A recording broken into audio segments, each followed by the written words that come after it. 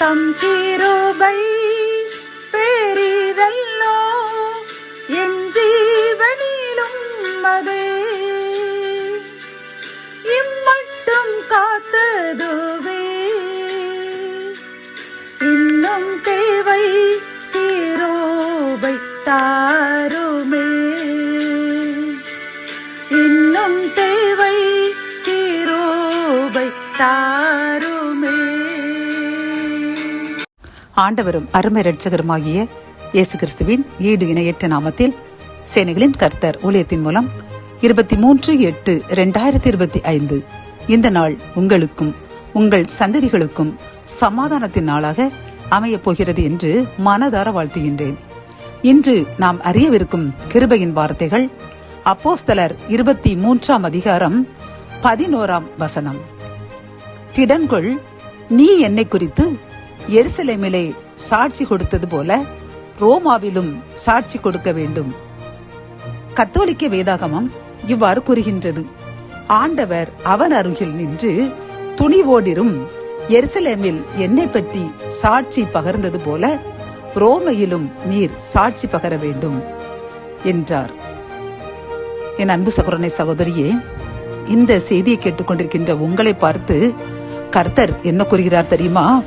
நீங்கள் உங்களுக்கு எவ்வளவு சோதனைகள் போராட்டம் வந்த போதிலும் நிலைத்து நிற்கிறீர்கள், இனியும் நிலைத்து நிற்க வேண்டும். ஒரு சில போராட்டங்கள் வந்த உடனே நீங்கள் நான் வாழ்வது சரிதானா, நான் வேலை பார்ப்பது சரிதானா, நாம் வசிக்கும் இடம் சரிதானா, நான் செல்லும் ஆலயம் சரிதானா என்று ஒவ்வொன்றையும் நீங்கள் குறித்து இது சரியா இருக்குமா தவறா என்று ஆராய்ந்து கொண்டிருக்கின்றீர்கள். பிரியமானவர்களே, கர்த்தர் உங்களை பார்த்து கூறுகின்றார், நீங்கள் எதற்கும் பயப்பட வேண்டாம்.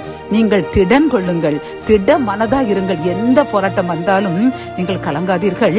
நீங்கள் இன்னும் அநேகருக்கு சாட்சியாக வாழ வேண்டும். மட்டுமல்ல, அனைவருக்கும் என்னை குறித்து சாட்சி கூறி அனைவரையும் என் சீஷிகளாக மாற்ற உங்களை நான் பயன்படுத்த போகின்றேன்.